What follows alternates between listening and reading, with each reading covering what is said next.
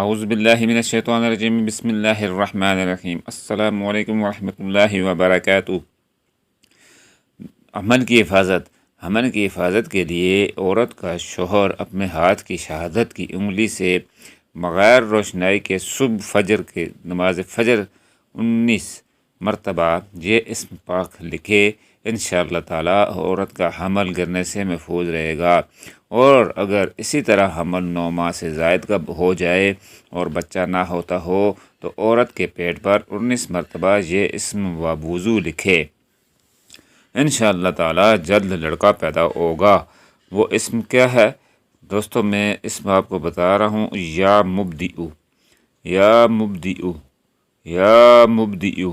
یہ آپ نے 19 مرتبہ نماز فجر کے ساتھ، یعنی نماز فجر کے بعد آپ نے اپنی بیوی کے پیٹ کے اوپر لکھنا ہے۔